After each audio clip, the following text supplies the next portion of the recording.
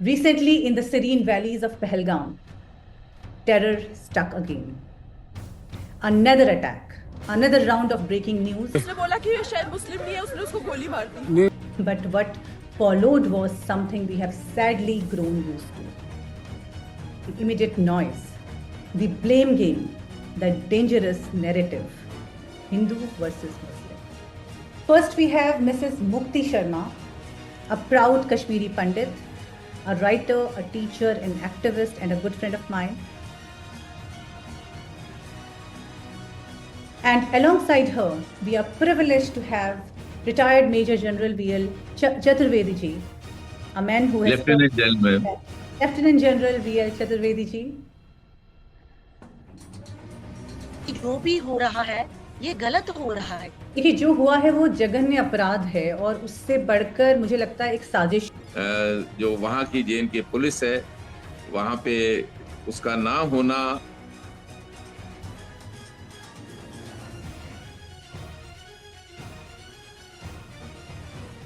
Every time a bullet is fired, it doesn't just take a life, it leaves behind a wound far deeper than bloodshed.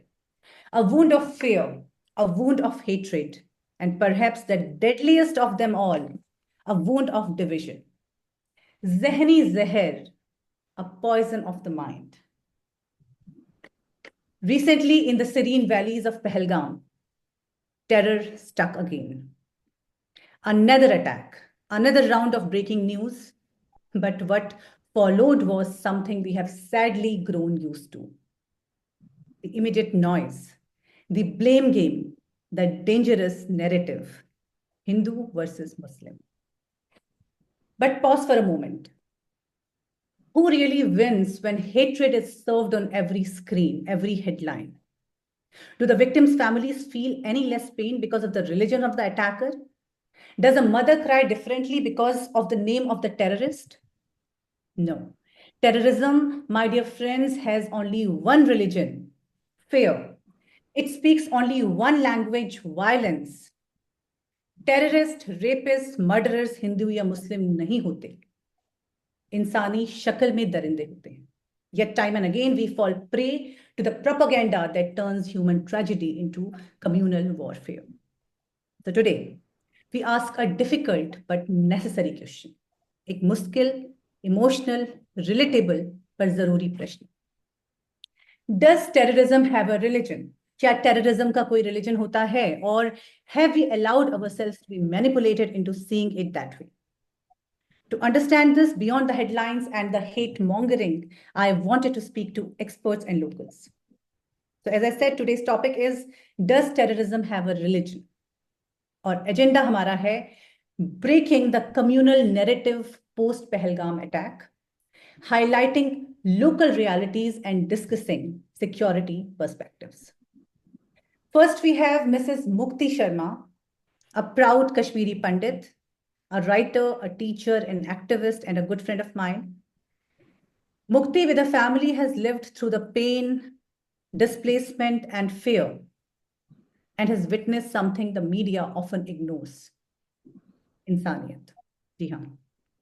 So she, on today's panel, brings stories from the ground zero, stories of how all locals, and I would emphasize Kashmiri Muslims as well today, are standing, tourists, standing against terror, because they too are pained and trapped by this violence. And alongside her, we are privileged to have retired Major General V.L. Chaturvedi ji, a man who has... Lieutenant General. Lieutenant General V.L. Chaturvedi ji. Namaskar, sir. V.K. Chaturvedi ji. Sorry for the name mistake. He's a man who has served India with distinction, an alumnus of the National Defense Academy, commissioned in 1971 into the Regiment of Artillery. From leading modernization efforts in artillery to overseeing manpower planning for the Indian Army, his career defines dedication. Post-retirement also, he continues to guide institutions like SBI on defense matters and is a respected voice on strategic and security. Mukti ji, General Sahab, thank you so much for joining me today and bringing your invaluable perspective. Welcome both. So before we get into this discussion, let's watch some clips and stories जिनकी पहचान न धर्म है न जात, सिर्फ इंसानियत और एकता, हिंदू मुस्लिम एकता। शायद आपने ये कहानियां नहीं सुनी होंगी क्योंकि नफरत बिकती है, लेकिन ये यूनिटी वाली कहानियां टीआरपी नहीं देती। चलिए देखते हैं। ये मैसेज भी जाना चाहिए कि जो लोग बोले कि उन्होंने पूछा पहले कि आप हिंदू हो क्या, अगर हिंदू हो तो उन्होंने मारा और मुस्लिम को नहीं मारा। ये इंडिया में मैसेज जा रहा है, ऐसा नहीं है। मैं सुबह से कश्मीर में घूम रही हूँ, मैं एक हिंदू हूँ, लेकिन मुस्लिम भाई हमारे कंधों से कंधे मिला के हमारे साथ खड़े हैं और उनको ना हिंदू से खतरा हो रहा है ना हम लोगों को मुस्लिम से खतरा हो रहा है।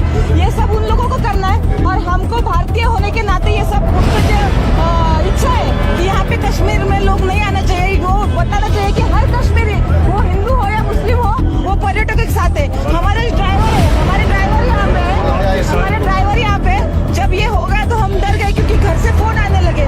यहाँ पे तो हमारा फोन भी नहीं लगता, यहाँ पे अलग सिम कार्ड लेना पड़ता है पोस्टपेड। तो घर वाले पैनिक हो रहे थे। तो भाई ने हमें बोला कि एक बार हम हमारी जान दे देंगे, लेकिन आपके जान को कुछ खतरा नहीं होने देंगे। ये भाईचारा है, ये इंडिया का, भारत का भाईचारा आबाद रहना चाहिए, भारत अखंड रहना चाहिए, ऐसा हमें लगता है। वादी को कोई जात धर्म नहीं रहता और पर्यटकों को भी कोई जात धर्म नहीं रहता। ये हम लोगों को बाहर जाना था घूमने के लिए फॉरेन, लेकिन हमारा पासपोर्ट नहीं निकला करके हम भारत में आए। तो ऐसा है कि यहाँ पे मुझे ऐसा नहीं दिख रहा है धर्म में कुछ है, सब मानवता मानुष्की के साथ है, मानवता के साथ है। तो यही भाईचारा टिकना चाहिए, ऐसा मुझे लगता है।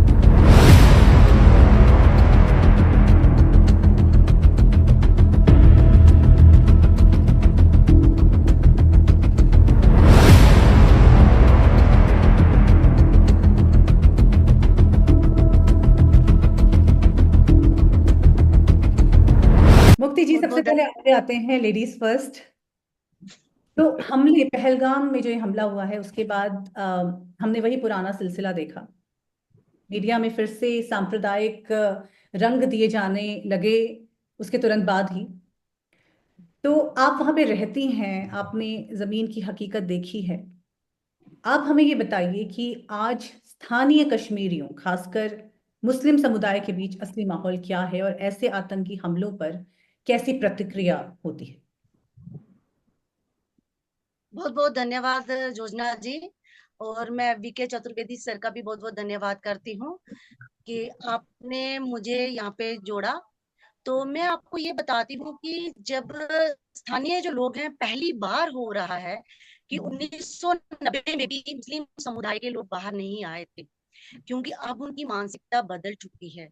वो बाहर आए, उन्होंने इसके बारे में अपना रोष प्रकट किया, कहा कि जो भी हो रहा है ये गलत हो रहा है। ये बहुत बड़ी बात है कि मुस्लिम समुदाय के लोगों का बाहर आना और इसके लिए अपनी आवाज उठाना कि हिंदुस्तान में जो भी हुआ ये बहुत गलत हुआ और निंदनीय है। ये बहुत बड़ी बात है कि मुसलमान जो है, मतलब जो है उनके अंदर इतनी ज्यादा इंसानियत है, प्यार है टूरिस्ट पर्यटकों के प्रति, कि वो बाहर आए और उन्होंने कहा नहीं ये हमारे ही अपने भाई बहन है। तो वो कर रहे हैं, रोष प्रकट कर रहे हैं। मैं आपको ये बात बताना चाहती हूँ, 22 तारीख को ये हमला हुआ है, तो उस दिन से पूरे अनंतनाग में, मटन में, जितना भी इलाका है पहलगाम से टच, किसी के घर भी खाना नहीं बना कि लोग इतने शोक में थे। तो इससे बड़ी बात क्या हो सकती है कि कश्मीर का प्रत्येक मुसलमान पर्यटकों के साथ है। हिंदुस्तान के हर एक भारतीय उनके साथ खड़ा है और कश्मीर का मुसलमान भी उनके साथ खड़ा है। देखिए, जो हुआ है वो जघन्य अपराध है और उससे बढ़कर मुझे लगता है एक साजिश भी है। क्या कहती हैं आप इस बारे में? आपको लगता है ये साजिश भी है और किस तरह की साजिश हो सकती है? साजिश के बारे में मैं एक बात कहना चाहती हूँ कि कश्मीर जो है वो हिंदुस्तानियों का है ना। जितना हक मुसलमान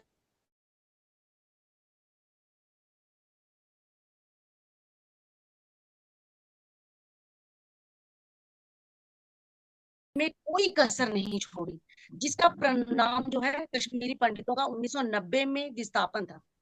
हर जगह एक ही विचारधारा के लोग नहीं रहते, सभी की मानसिकता अलग होती है, जिसका फल पिछले 35 सालों से कश्मीरी पंडित जो है वो खमियाजा उसका भुगत रहा है। तरस रहा है घाटी में आने के लिए, ये कितनी बड़ी बात है। तो ये उन लोगों का ही किया कराया है, और मुक्ति जी, किसी के तो है ही नहीं।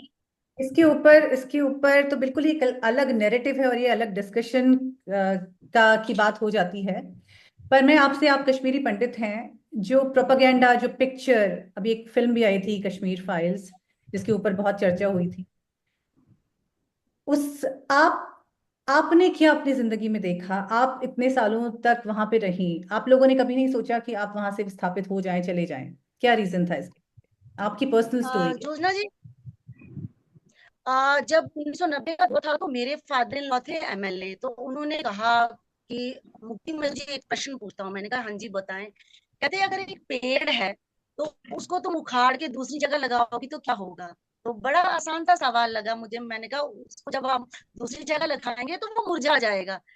तो उनका कहना था कि तुम चाहती हो कि मैं मुरझा जाऊं? मैंने कहा मैं क्यों चाहूंगी ये बात। तो कहते हैं मैं अपनी जड़ों से अलग नहीं होऊंगा, जो भी हो जैसा भी हो, मैं इस सिचुएशन में हम लोग यहीं पे ही रहेंगे।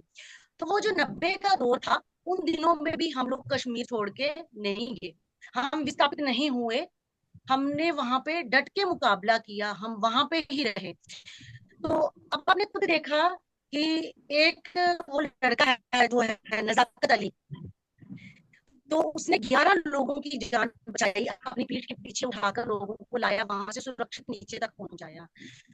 तो हम लोग यहाँ पे रहे, तो ठीक है काफी सारी परेशानियों का सामना करना पड़ता है, पर अगर हम यहाँ से चले जाते तो एक मैसेज यही जाता कि ये लोग डर के भाग गए हैं। तो हम वो चीज नहीं चाहते थे।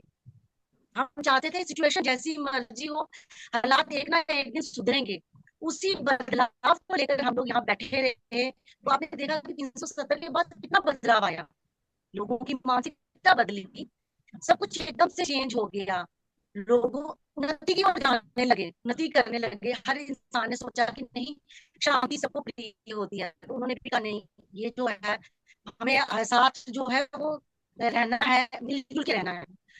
तो फिर हमें लगा कि नहीं, हमें यहीं पे रहना है। तो अगर वो है ना, कहते जब एक बाग हो तो उसमें रंग बिरंगे फूल अच्छे लगते हैं, हर किस्म के फल फूल अच्छे लगते हैं। एक ही फल देख के इंसान जो है वो परेशान हो जाता है, एक ही कलर का फूल देख के परेशान हो जाता है। तो इसलिए हिंदू हो चाहे मुस्लिम हो चाहे सिख हो, जब एक ही जगह से भाईचारे से रहते हैं, प्यार मोहब्बत से रहते हैं, तो वो चीज बहुत अच्छी लगती है। तो उसकी सबसे बड़ी मिसाल जो है हमारे मटन अनंतनाग की है। यहाँ एक चीज आपको बताऊं, यहाँ मस्जिद, गुरुद्वारा और मंदिर, मटन जिसे माटन कहते हैं, तीनों एक ही जगह पे हैं। वो सारे मुस्लिम का चाहे फेस्टिवल्स हो, चाहे सिखों का फेस्टिवल्स हो, चाहे हिंदुओं का फेस्टिवल हो, सारे मिलजुल कर मनाते हैं। इतना अच्छा लगता है भाईचारे का, इससे बड़ा प्रतीक और क्या हो सकता है।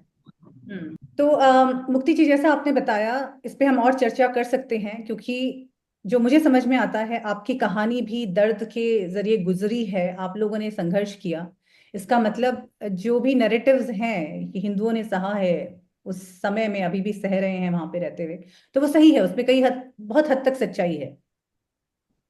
ये कहना सही होगा? ये नहीं, इतना नहीं है देखो, हर जगह हर एक मानसिकता के लोग रहते हैं। मेरा कहने का मतलब ये है कि चाहे वो हिंदू हो, एक जो कहते हैं ना, पांचों उंगलियां बराबर नहीं होती है ना। तो जब अलग अलग मानसिकता के लोग रहते हैं तो उनकी मानसिकता भी अलग होती है। कुछ अच्छे लोग भी होते हैं और कुछ बुरे लोग भी होते हैं। जो आतंकवादी हैं, जब वो आतंक फैला रहे हैं, उनका कोई मजहब नहीं है, उनका कोई धर्म ईमान नहीं। पर लोकल जब हम लोग देखते हैं कि मैं आम इंसान है, कश्मीर के जो लोग लोकल्स हैं। कश्मीर के जो लोग हैं, कश्मीर है, वो बड़े अच्छे हैं, उनकी मेहमान नवाजी का मुकाबला कहीं नहीं है। तो वो चीज जो है वो सबसे बड़ी बात है। आज भी जब बाहर से लोग आते हैं तो वो इतना अपनापन है, प्यार है उनमें, वो दिखाते हैं, लोगों को अपने घर पे बना देते हैं, कहते हैं कि आपको डरने की जरूरत, जी जी जी जी, आप हमारे पास रहिए, हमारे घर रहिए, कोई बात नहीं, आप डरे नहीं। तो इससे बड़ी बात और क्या हो सकती है। जी जी जी। मैं जनरल साहब पे आती हूँ। सर, अकाउंटेबिलिटी तो हर एक छोटे से छोटा बड़े से बड़ा इंसिडेंस होता है तो उसमें एनालिसिस होती है, एवेल्युएशन होता है, और फाइनली कहीं ना कहीं एक अकाउंटेबिलिटी एसरटेन करनी ही पड़ती है. So in this case, what do you think? Whose fault was it? Security agencies have failed, or what has happened? What does your analysis say? योजना जी, जब भी इस तरह के हादसे होते हैं, जैसा आपने खुद कहा कि एनालिसिस होती है, उसके ऊपर अच्छा विमर्श होता है, लोगों के क्या गलतियां हुई उस सब, और उसके ऊपर उपाय किए जाते हैं कि ये दोबारा रिपीट ना हो. जी. इसमें मेरा जो ख्याल है, जरूर इंटेलिजेंस की फेलियर रही है, क्योंकि एक ऐसी जगह जो कि रोड हेड से करीब 5-6 किलोमीटर दूर है, और बिल्कुल ऐसी पर्यावरण के हिसाब से ऐसी जगह है जिसमें कोई भी किसी तरह का पोल्यूटेंट वहां पर नहीं है, और इतना खूबसूरत मीडोज वगैरह वहां पे आपने सब देखे हैं. खैर, आप तो भारत में रही हैं तो आप जरूर गई होंगी उस जगह. बहुत खूबसूरत जगह है, और वहां पे करीब 2 से 3 हजार उस वक्त पर्यटक सैलानी लोग आए थे घूमने. इस वक्त एक ऐसा समय था जब गर्मियां शुरू हो चुकी हैं, और जो टूरिस्ट सीजन जो वैली में कहा जाता है कश्मीर में, वो शुरुआत हो चुकी थी. It was picking up. और ऐसे समय में जो वहां की JNK पुलिस है, वहां पे उसका ना होना, और इतना टाइम तकरीबन आधा घंटे तक इन जो आतंकवादी थे उन्होंने they had a free run, जिसको चाहा जिस तरह से मारा आराम से, और फिर वो अंदर जंगलों में भी चले गए. तो ये लापरवाही जरूर है, और दोनों की मैं कहूंगा, जो civil police as well as जो कि लॉ एंड ऑर्डर के लिए रिस्पॉन्सिबल होते हैं, और दूसरा इंटेलिजेंस, जिनकी जिम्मेवारी होती है कि इस तरह के जो हादसे बचाने से पहले सूचित करना और करेक्टिव एक्शन लेना. इन सब चीजों को देखते हुए और इस वक्त शायद एट एग्जीक्यूटिव लेवल सरकार के स्तर पे ये बातें नहीं हो रही होंगी, लेकिन जरूर इस पे कार्रवाई होगी. जरूर आगे के लिए लेसन्स लर्न होंगे, और उस पे क्रियान्वयन किया जाएगा, जिससे कि दोबारा ना रिपीट हो. जी. जी, तो जैसा मैंने मुक्ति जी से भी पूछा था, मैं आपसे भी वही प्रश्न करना चाहूंगी सर.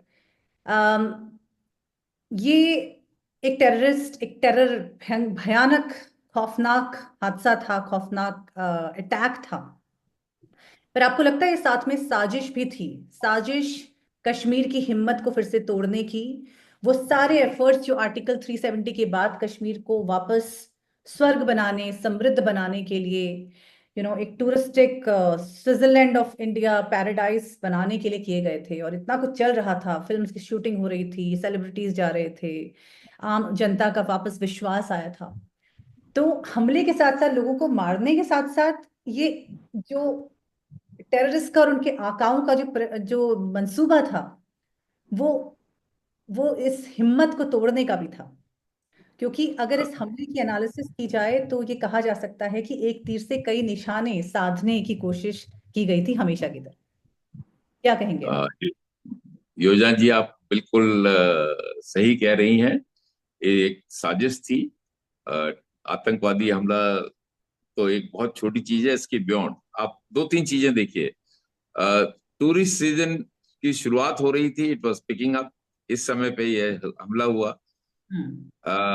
अमेरिका के उपराष्ट्रपति भारत में उस वक्त मौजूद थे. उस वक्त ये किया गया. हमारे प्रधानमंत्री ऑनरेबल मोदी जी उस वक्त सऊदी अरेबिया में थे, और कुछ समय के बाद यहाँ पे बहुत ही सेक्रेड अमरनाथ यात्रा का आयोजन होना है. ये सब चीजें, और वो इसी रूट से, पहलगांव के रूट से ही वो यात्रा निकलती है. ये सब चीजों को देखते हुए एक वातावरण, एक माहौल क्रिएट करना कि जो 370 के बाद चीजें दुरुस्त हो रही थी, बहुत खुशहाली आ रही थी, टूरिस्ट बहुत आ रहे थे. G20 का वहां पे एक मीटिंग भी, बैठक भी हुई. तो ये सब चीजें, एक कॉलेजेस, IIM वहां पे खुला है, टेक्निकल कॉलेजेस खुले हैं, लोग फौज को ज्वाइन कर रहे हैं, सिविल सर्विस के लिए एक अच्छा खुशहाली का वातावरण वैली में जरूर आया था. और पिछले 5-6 साल में जो मैंने देखा 370 और 35A के जाने के बाद एक बहुत, मैं 2022 में खुद वहाँ वैली में था।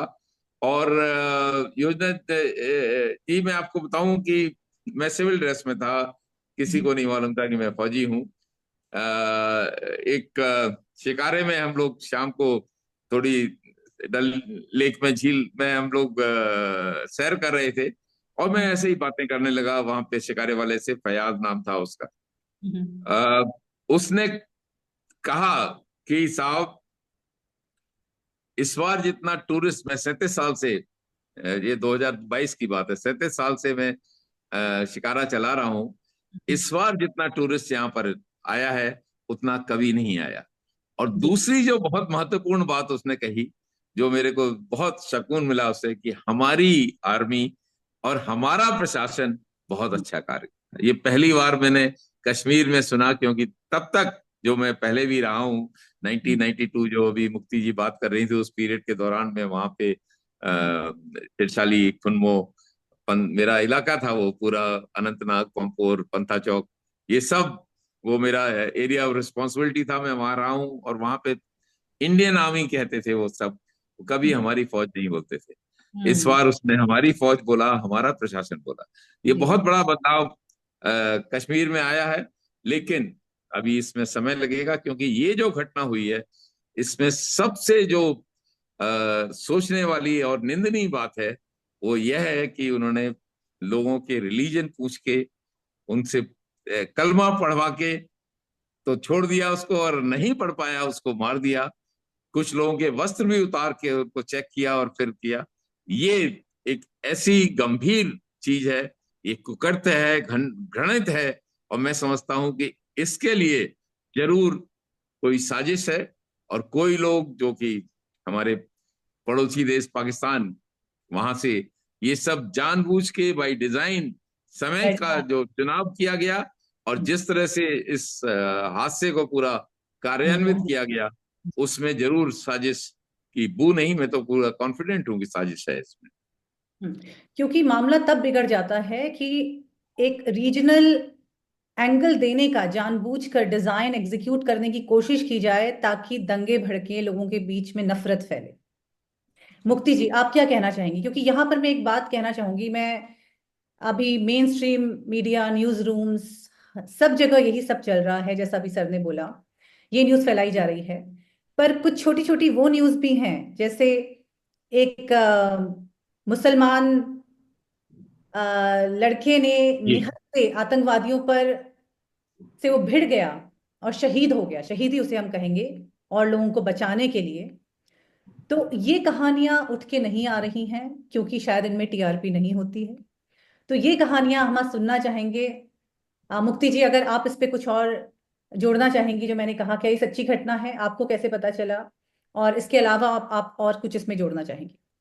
एक्चुअली हम लोग जो है 40 किलोमीटर दूर हैं वहां से, पहलगाम से, तो नजदीक ही है सारा।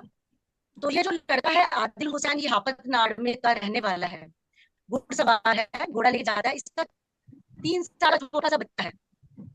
तो जब ये सारी वाक़या हो रहा था, तो आदिल वहीं पे था। तो आदिल ने क्या किया, जब उसने अंधाधुंध गोलियां चलाना शुरू की आतंकवादियों ने, तो आदिल जो है, आदिल उनसे भीड़ पड़ा। उन्होंने आदिल ने उनकी बंदूक छीनने की कोशिश की कि आप इनको मत मारो, ये निहत्थे हैं। तो आप यकीन मानो, आदिल को 3 गोलियां लगी हैं।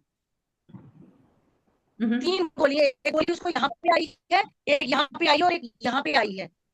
जब उसका लास्ट रिचुअल था, जिस लड़के जिन्होंने उनको लास्ट रिचुअल में नहलाते हैं, उसने नहलाया, उसने कहा, उसने ये बताया कि आदिल को 3 गोलियां लगी। इसका मतलब कि वो भिड़ा उनसे, उन्होंने उस पर गोलियां चलाई। तो फिर ये दूसरा एक और लड़का है, नजाकत अली, जिसने टूरिस्ट जितने भी थे वहां पे, छोटे छोटे बच्चे थे, उनको उठा के अपने कंधे पर नीचे तक लाया।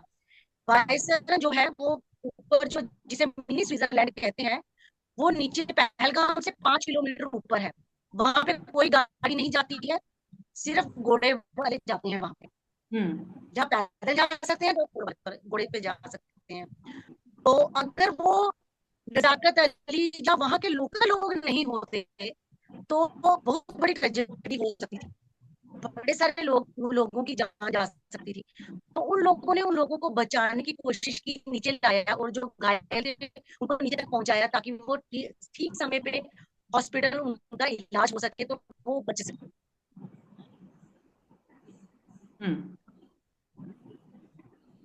ये बात जी, आपकी आवाज काफी कट रही है बीच में टेक्निकल रीजन से, लेकिन मुझे उम्मीद है कि जो आप कहना चाह रही हैं वो हमारे दर्शकों को समझ में आएगा। सर, आप इसमें कुछ जोड़ना चाहेंगे, कुछ और इन्फॉर्मेशन? मैं बेसिकली ये कहना चाह रहा था कि मैं कश्मीर के लोगों के बारे में साजिश की बात नहीं कर। कश्मीर के लोग उस दिन ही शाम को कैंडल मार्च लेके, और जो अभी मुक्ति जी कह रही थी खाना नहीं बना, ये सब ये कश्मीर के लोगों की थी। वहां पे कश्मीर के लोगों से नहीं, लेकिन जो साजिश करता थे उसको उस वक्त ये नहीं मालूम होगा कि ये आदमी मुस्लिम। इसने केवल उससे झगड़ के उसकी वेपन लेने की कोशिश की और उन्होंने उसको मार दिया। लेकिन उन्होंने किसी भी रेस्टोरेंट ओनर को नहीं मारा। जो रेस्टोरेंट ओनर वहां पे मुस्लिम से या किसी को कलमा पढ़ना आता था तो उसको नहीं मारा। मुस्लिम्स को उन्होंने, हिंदुओं को मारा, या नॉन मुस्लिम्स को, आई नॉट से हिंदू, नॉन मुस्लिम्स को मारा। तो ये एक बहुत ही सोची समझी साजिश है, एक वेज क्रिएट करने के लिए कि वहां पे जो पुराना ढर्रा था कश्मीर में वो फिर दोबारा शुरुआत हो जाए।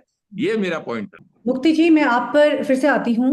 अक्सर ये सवाल उठाया जाता है कि क्या पूरा कश्मीर देश के खिलाफ है। ये नैरेटिव बनाने की कोशिश की जाती है कि हर कश्मीरी मुस्लिम सेपरेटिस्ट सोच रखता है। आप वहां रहती हैं, ग्राउंड रियलिटी जानती हैं, आसपास आपके दोस्त होंगे और पड़ोसी होंगे। क्या लगता है आपको, कितनी सच्चाई है इस बात में, या फिर ये सोची समझी अफवाह है?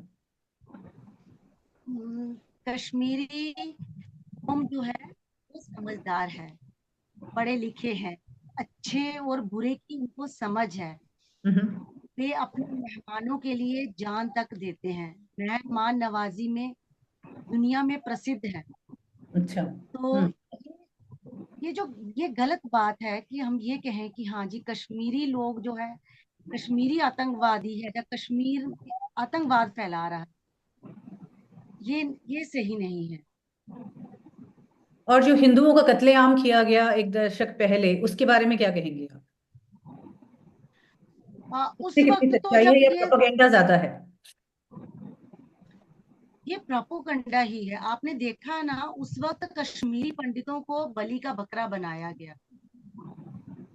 कुछ ऐसी साजिशें रची गई जिससे कश्मीरी पंडित जो है विवश हो गए दूसरे जगह जाने के लिए।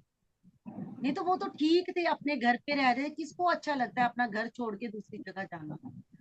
हाँ, पर किस तरह की तो ये साजिश, सब मतलब क्या हकीकत क्या थी, मतलब किस तरह की साजिश, किस तरह की परेशानियों का सामना करना पड़ रहा था लोगों को? और क्या वो दूसरे धर्म की वजह से था या कुछ और चीजें थी, बाहरी साजिश थी, अंदरूनी इतनी ज्यादा नफरत फैल चुकी थी कि हिंदू वहां पर रहने के लिए उन्हें अपने अपनी जड़ों से हटना पड़ा? मैं थोड़ा सा मुद्दे से हट रही हूँ, पर हम थोड़ा सा आप इस पे अपनी जाती, जो आपकी पर्सनल पीड़ा या पर्सनल एक्सपीरियंस रहा है, वो शेयर कीजिए, फिर हम आगे बढ़ते हैं। देखो जब ये सारा जो था कश्मीरी राजनीति की जो है भेंट चढ़ा है। राजनेताओं ने कश्मीर को जो है जहन्नुम बनाने में कोई कसर नहीं छोड़ी है, जिसका परिणाम जो आपने देखा 1990 में हमारे साथ जो हुआ कश्मीरी पंडितों के साथ, वो देश का कोई भी नागरिक, इवन देन की मुसलमान लोग भी इस पे बातचीत नहीं कर पाते, क्योंकि उनको भी अंदर से ये गलानी है कि जो कश्मीर में कश्मीरियों के साथ हुआ वो बहुत गलत हुआ उस समय। तो आज भी आपको उस लगता पे है कि वो कोई सोच अब जवाब बदल गई है? तो यानी हाँ गलत गलत तो हुआ था, उस बात को नकारा नहीं जा सकता कि गलत हुआ था, बहुत अत्याचार हुए थे जिसकी वजह से ये कदम उठाने पड़े, वजह और उसमें लोकल्स का बहुत बड़ा हाथ था। ये बात आप मानती हैं कि लोकल्स का, दूसरे समुदाय के लोगों का लोकल्स हाथ था? लोकल्स का हाथ ना, तो लोकल्स लोगों ने तो इतना भी यहाँ पे तक कह दिया था, उन्होंने कहा था कि हम लोग खुद यहाँ सेफ नहीं है तो आपको कैसे सेफ रख सकते हैं। जब ये नरसंहार हुआ उन दिनों, तो अगर कश्मीरी पंडित मरे हैं तो मुसलमान लोग भी मरे हैं उस टाइम। ये एक इम्पॉर्टेंट पॉइंट है जो नहीं बताया जाता है। देखो, कश्मीर फाइल में जब बताया गया है तो वो कश्मीरी पंडितों का ही कत्लेआम बताया गया, उसमें ये नहीं बताया गया कि कश्मीरी मुसलमानों ने भी बहुत कुछ सहन किया, उनको भी विस्थापना का दर्द सहन करना पड़ा, परेशानियां उनको भी झेलनी पड़ी।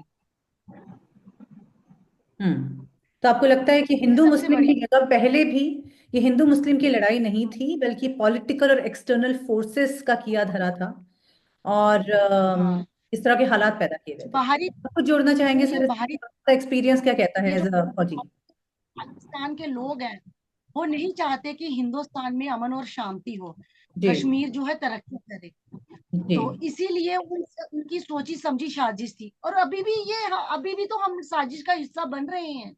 बिल्कुल। अभी भी तो वो चाहते हैं कि अमरनाथ यात्रा जो है वो कामयाब ना हो, लोग नहीं आए, टूरिज्म को बढ़ावा नहीं मिले, तो यही जी तो चाहते हैं। जी, कश्मीर जो है हमेशा आतंकवाद के घेरे में ही साए जिया में रहे। रहे। हाँ जी। कश्मीर के लोग अनपढ़ रहे, वो बिल्कुल प्रोग्रेस नहीं करें, वो पढ़े लिखे नहीं।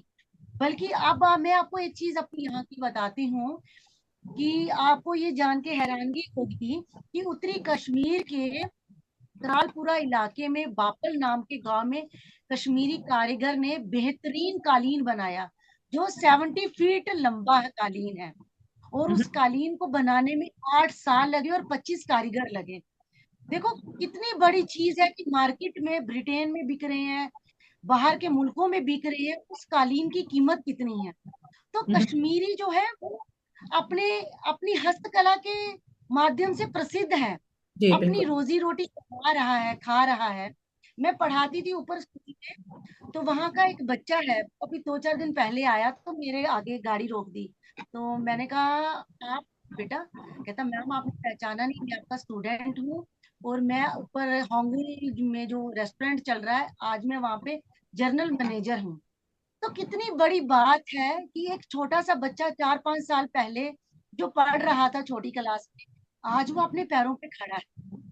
ये चीज उन लोगों को बर्दाश्त नहीं हो रही, पाकिस्तान वालों को, कि कश्मीर इतनी तरक्की क्यों कर रहा है, कश्मीर के बच्चे के हाथ में पत्थर क्यों क्यों नहीं है, क्यों वो हस्तकला में आगे है, क्यों वो अपनी रोजी रोटी कमा रहा है। ये चीज उनको बर्दाश्त नहीं होगी। जी सर, सुनने को मिलता है अक्सर कि terrorism is sponsored by religious ideology. So ground पे लड़ते वक्त, स्ट्रैटेजी बनाते वक्त, क्या आर्मी टेररिज्म को किसी धर्म के चश्मे से देखती है, या फिर ये सिर्फ एक साइकोलॉजिकल वारफेयर है जो आम जनता को कंफ्यूज करने के लिए किया जाता है? Yojana ji, as far as arm forces are concern, उनमें कभी भी टेररिज्म को रिलीजियस लेंस से नहीं देखा। वो हमेशा टेररिस्ट को टेररिस्ट ही समझा है। लेकिन जो इस बार हुआ है जी उसमें जरूर कुछ एक ऐसी रणनीति है कि वो इस तरह का डिवाइड को क्रिएट करने की कोशिश करें कि जी हिंदुओं को केवल सेलेक्ट करके मारा है, और जो कलमा पढ़ लेंगे या जिनके जो मुस्लिम्स हैं उनको छोड़ दिया गया। ये एक ऐसी रणनीति है जो कि of course is from outside external forces, ये भारत की नहीं है। और पहले की भी मैं बात करूंगा इसमें, जो मुक्ति जी भी कह रही थी कि काफी पॉलिटिशियंस एंड कुछ हुर्रियत वगैरह का भी रोल रहा है कश्मीर को इस हालत में लाने के लिए। 1947-48 में इमीडिएटली आफ्टर हमारी जब सो कॉल्ड इंडिपेंडेंस, क्योंकि भारत तो सदैव स्वतंत्र रहा था, लेकिन उस वक्त जो 15 अगस्त 47, we permitted two things. One is the Indian Army chief was a British at that point of time. Yeah. The Lord Mountbatten continued to stay in India beyond 15th August 1947. And ये दो चीजें हैं, उसकी वजह से आज कश्मीर की problem है। कश्मीर में जब कबाइलीज आए, द सो कॉल्ड कबाइलीज केम टू मतलब कैप्चर, मतलब पूरा इसको अपने अधिकृत में लेने की कोशिश कर रहे थे, तब जब इंडियन आर्मी वहां गई है, जो एक्सेशन ऑफ था वो जो महाराजा हरि सिंह का, वो अनकंडीशनल था। We had no business to go to UN, there was no question, and जब हम पाकिस्तानी सेना को, कवालियों को खदेड़ रहे थे, और another 15-20 days we would have got the complete POK to our side, they declared a ceasefire. So these were two very major mistakes at that point of time. After that, when 71 happened, and then Pakistan was another country, Bangladesh was created from East Pakistan. That was second, and it was all their doing. They caused the maximum atrocities on their own people, Bengali people in Bangladesh. I have fought that war, and I know how badly they were. Today, what the generations have changed, but they don't realize. But that point of time, the atrocities on the women, the senior citizen, and the प्रबुद्ध वर्ग, तो intellectuals था, उनको भी मारने की कोशिश की. So all that they have gone through, and it is because of that Bangladesh was formed. So thereafter today, the lot of, you must have heard the 1,000 cuts. It was part of the design to create. They created a fear among the Hindus in 90s. They, of course, some of the people of Kashmir who were Muslims became spectators, silent spectators. That's their fault. I must tell them. They did not have anything ill against the Kashmiri Pandits, but they did not raise their voice. They did not went against those people who were indulging in this type of incorrect practices to throw the... I have seen those refugees camp in Jammu and near Akhnur. The way the Kashmiri Pandits suffered at those times, it is for any respected citizen, it is a misery that they've gone through. So I have a lot of sympathies for the Kashmiri, but I don't blame the people of Kashmir, but definitely I blame the external forces and also some forces which are creating Ghazwa-e Hind, that Nara, that thing. They are also to be blamed. It's a lot of foreign money is coming for this. It's not without money that is being pumped in. But the people of Kashmir have to rise against this. And if they rise, nobody can succeed. As far as armed forces... Do you think this time we are rising? Because they, after recent changes in the last few years, they are seeing that Kashmir can become prosperous again. It can, come back to its knees, and it can become strong again.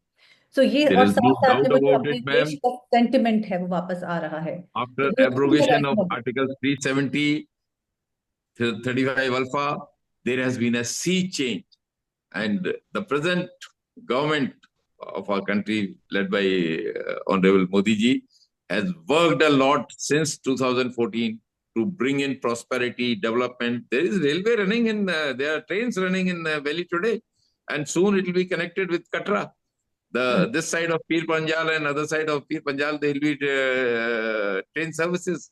There are aircraft, there is IIM there, there is Indian Institute of Technology there, there is people joining the civil services from Delhi. And also the armed forces. They are in armed forces. Those people who have been targeted, Muslims, they were those people who were either in the territorial battalion or they were in the RAF or Jackali battalions. So they are being targeted to ensure that they do not join the Indian Army or the territorial army. So these are the things. It will take time. Probably, I think we went in for establishing a government a little too early. We could have waited a little more, which the armed forces were wanting, and also the executive, the government was wanting to delay the election for a little while. It could have been, but things, I am sure, I am a very positive mind, and I have no doubt. Valley is going to prosper. Valley will retain its own beauty. Valley will produce some outstanding Indians. There is no doubt about it. And it has everything. It has the Kaleen ka jo abhi Mukti ji kar rahi thi, it is out of the world. People are hardworking. They have gone through so much. They have this survival instinct, I believe. मेरे ख्याल से आज जो सबसे बड़ा प्रश्न और जिसकी वजह से मैं आज का कन्वर्सेशन पर्सनली करना चाहती थी वो ये है कि हम जब ये डिस्कशन कर रहे हैं और एक न्यूट्रल प्लेटफॉर्म पे बात कर रहे हैं, बजाय कि इन्फ्लुएंस होने के सिर्फ एक साइड के और कम्युनल वॉरफेयर क्रिएट करने के, तो हम समझ रहे हैं कि ये एक एक्सटर्नल फोर्सेस का काम है, क्योंकि वहां की आम जनता भी कभी नहीं चाहेगी कि उनकी रोजी रोटी पे लात पड़े। वो जो प्रॉस्पेरिटी के रास्ते पे चल रहे हैं, शांति के रास्ते पे चल रहे हैं, उस पे बाधाएं आए, उनके बच्चों का भविष्य खराब हो, वो समझ रहे हैं। लेकिन ऐसी चीज हो जाती है और उसके बाद क्या होता है, सिर्फ और सिर्फ नफरत के बीज फैलते हैं जो पूरे देश में जाते हैं और देश भर में फैले हुए हिंदू मुस्लिमों के बीच में कटुता लेकर आते हैं। सो कुल मिला के यहाँ पे क्वेश्चन ये है, इस चीज से हम कैसे बचेंगे? ये किसकी जिम्मेदारी है? क्या ये सरकार की जिम्मेदारी नहीं है? क्या ये मीडिया की जिम्मेदारी नहीं है कि ऐसे टाइम पर शांति और सौहार्द को प्रोत्साहन दे, बजाय कि हिंदू मुस्लिम के बीच में फूट डलवाने की और उन बातों को, उन मुद्दों को बार बार उठाने के, जिनकी वजह से, जिनका जो हम समझते हैं कि ये कराए गए हैं, एग्जीक्यूटेड प्रॉपर डिजाइन के तहत ये किया गया है। तो व्हाट डू यू थिंक, ये कैसे किया जाएगा और इसके लिए हम पर्सनल लेवल पे क्या कर सकते हैं? To me? To both of you. Okay. Then I'll say that as far as Bharat is concerned, Hindutva is concerned, Vivekananda had described it in Chicago in 1893. What Hindutva is. Hindutva का मतलब है to live in harmony, goodwill, सौहार्द, प्रेम, इन चीजों के साथ आपस में रहना, वही हिंदुत्व है। And this is true beyond doubt. Bharat कभी इस तरह से, so many people have come into Bharat and they are still living with सौहार्द, प्रेम, सम्मान, सब कुछ वहां पर है। लेकिन जब कुछ लोगों को भारत की प्रगति, भारत की प्रॉस्पेरिटी अच्छी नहीं लगती और वो इस तरह की डिवाइड क्रिएट करना चाहते हैं, तो ये सब चीजें होती हैं। And these are the things, some of the religious leaders are to be blamed, some of the external forces are to be blamed who have created this rift. Today, definitely, I can't forget that young lady is 7 days married and she's sitting along with the body of the husband. And it has been done by these people just because he was a Hindu. This is creating a very I'll say spirit inside the minds and the hearts of the people. This will take, you also asked whose responsibility is. It is the responsibility, of course, of the government, also the religious leader. It is the responsibility of the society and also the people. Each and every individual, those who are responsible, those who have now matured enough to understand things, must act, must ensure. We cannot let the sinister design of these people succeed. Absolutely. Do you think systematically and diplomatically the government is taking the right course of action at the moment to deal with the situation? Definitely. The diplomatic, what they have done, send a right message to Pakistan without making too much noise. They have said we are cancelling the Indus Water Treaty. Not cancelling, we are keeping it in abeyance for some time till you behave. They have reduced the strength in the embassy. They have called the defense attaches and sent their defense attache back. They have stopped the trade at border, Atari border. All these things, and visa also. All these things are definitely sending right messages. You cannot get away with this murder and still think that India will be very pally to you. You have to rein in your army. If you are a Prime Minister Shehbaz Sharif, you have to ensure that Asim Munir behaves. And if he's just wanting extension, you are the political master. You throw him out. None of these Pakistani generals have their children in Pakistan. They have all abroad. Yeah. They all feel that the day anything happens, we'll just leave. Yeah, that's true. These are the people who are creating the biggest problems inside Pakistan. Why is Pakistan suffering? It is at the lowest ebb of economic development. There are problems in Balochistan. There are problems in Khyber Pakhtunkhwa. There are problems in POK. There are problems in Sindh. what is really Pakistan is basically Punjab of Pakistan. Yeah. Rest everywhere there are problems, Yeah. and they will suffer if they Yeah. do not behave. Yes, मैंने एक 4 पंक्तियां लिखी थी बहुत साल पहले कि क्या चीर सकोगे हिमालय का सीना, कैसे विंध्याचल को मरु बनाओगे, आग लगाने वालों बोलो तुम कब तक आग लगाओगे। तो ये मैसेज है। और फौजियों का खून बहुत गर्म होता है। आपसे मैं एक बहुत ही सेंटिमेंटल क्वेश्चन पूछना चाहूंगी कि आपको ऐसा लगता है कि जंग होनी चाहिए, ऐसा कुछ हुआ है, अब तो जंग होनी चाहिए, हमें जवाब देना होगा, ऐसा आपको लगता है, या लगता है कि ऐसा हो सकता है आने वाले समय में जल्दी? योजना जी, war is the last resort. Armed forces are called in when there is nothing else succeeds. So if that stage reaches, of course, war, it will be war. But then as Sun Tzu has said, and also it's said by Kautilya or Chanakya, the art of war is to win the war without fighting. Absolutely. So that is what it is. And if we can achieve it, and I have no doubt that the pressures that India is going to put, the way India is going to hit Pakistan, where it hurts the maximum, Pakistan will behave. And maybe that. Yes. दुनिया में already बहुत Wars चल रही है, एक और war हमें नहीं चाहिए, हमें शांति चाहिए, अमन चाहिए, पर अपनी इज्जत की कॉस्ट पे नहीं।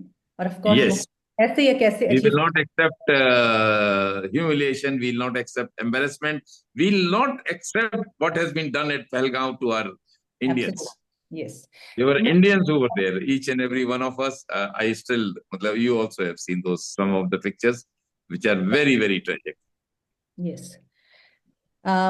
इस एपिसोड में हम वो पिक्चर्स भी इंक्लूड करेंगे जहां पर हमारे मुसलमान भाइयों ने, वहां के लोकल्स ने, वहां के टूरिस्ट को हर तरीके से हेल्प करने की कोशिश की है, उनके दुख में शामिल हुए हैं। और उनका, मैं कहूंगी, पर्यटक तो जाते हैं, वापस आ जाते हैं, लेकिन उनकी अपनी छाती पर वार हुआ है, उनके बदन पे वार हुआ है, और उससे सब बहुत दुखी हैं, बहुत परेशान हैं, डरे हुए हैं।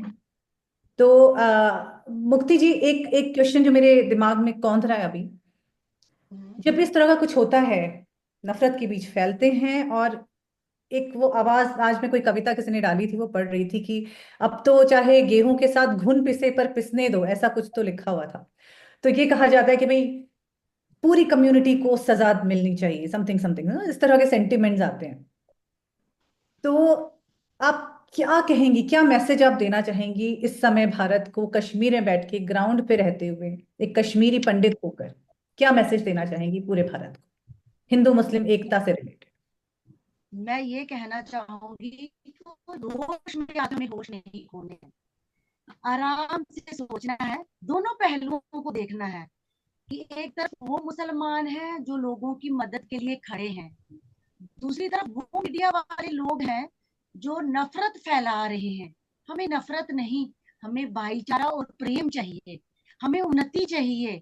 कश्मीर धरती का स्वर्ग है, तो मैं सबसे रिक्वेस्ट करती हूँ, इस स्वर्ग को स्वर्ग बने रहने दीजिए, हमारी कश्मीरियत को बचा लीजिए। कश्मीर को एक सहारे की, प्यार की जरूरत है, और पूरा देश इस वक्त हमारे साथ खड़ा है। तो इससे बड़ा सौभाग्य हमारा क्या हो सकता है कि हर एक इंसान हमसे पूछ रहा है कि आपको किस प्रकार की मदद चाहिए। तो हम लोग, मैं ये कहती हूँ, उन लोगों का कोई कसूर नहीं है जिन लोगों ने बैंक से लोन उठाकर सामान खरीदा किया है, घोड़े वाले हैं जो, उनकी रोजी रोटी है, या शिकारा वाले हैं, क्या उनका परिवार चलता है। अगर वो शिकारा नहीं चलेगा तो शाम को उनके घर का चूल्हा नहीं जलेगा। घोड़े वाला घोड़े पे 2 टूरिस्ट नहीं लेके जाएगा तो वो अपने बच्चों को क्या खिलाएगा। तो हम उनकी रोजी रोटी ना छीने, प्यार से, मोहब्बत से रहें, ये नफरत फैलाने की कोशिश ना करें। ये चीज देखें कि शांति से, प्यार पूर्वक क्या हो सकता है, वो चीज देख के उस चीज को सामने लाए, और कश्मीर की उन्नति के बारे में सोचें। जो भारत माता का जो स्वर्ण मुकुट है, उसे बचाने की कोशिश करें, बस यही मेरी प्रार्थना है। जी sir, last few words from you before we close. Ma'am, India is a land of diversity. Our greatest strength is unity in diversity, and that has been always, not from today. विविधता में एकता हमारी बहुत बड़ी शक्ति रही है, और इस पे हम हमेशा से अमल कर रहे हैं। हमारे यहाँ ऐसा कभी हमारी गवर्नमेंट की कोई भी स्कीम किसी व्यक्ति विशेष के लिए या किसी धर्म विशेष के लिए नहीं है. It's across the board for every Indian as long as he behaves like an Indian. That is what are we are all Indian. हम सब भारतीय हैं. भारत के लिए जीना है, भारत के लिए मरना है. Let's live together as good citizens. Work for Bharat. Bharat को विकसित भारत बनाने में हम सबका सहयोग की जरूरत है. Let's work towards development, prosperity. सक्षम भारत बनेगा, सशक्त भारत बनेगा, संपन्न भारत बनेगा, समर्थ भारत बनेगा तो भारत जरूर कोई भी किसी की निगाह, गलत निगाह भारत के ऊपर नहीं पड़ सकती. And can we say that terrorism doesn't have a religion? It is just a mask. Definitely, that is what I believe. But it has shaken my belief, the present thing. But it is, I hope, it's only a minor incident, and it will not happen again. I am very hopeful. I have a very positive attitude. And terrorism, आतंकवाद का कोई religion, पहले तो एक blast होता था, उसमें हर भारतीय या हर जो भी वहां पे मौजूद है वो मरते थे. लेकिन इस बार तो छांट छांट कर ये थोड़ा विवत्स था और बहुत बुरा भी लगा. हर भारतीय को बुरा लगा. मेरे ख्याल से हमारे सारे भाई, मुस्लिम भाइयों को भी बुरा लगा, हमारे ईसाई भाइयों को भी बुरा लगा, सिख, सबको. भारत इज भारत. और इसलिए मैं समझता हूं कि ये जो हमारी स्पिरिट है, ये हम सब राष्ट्र को प्रथम मानते हुए आगे चलें.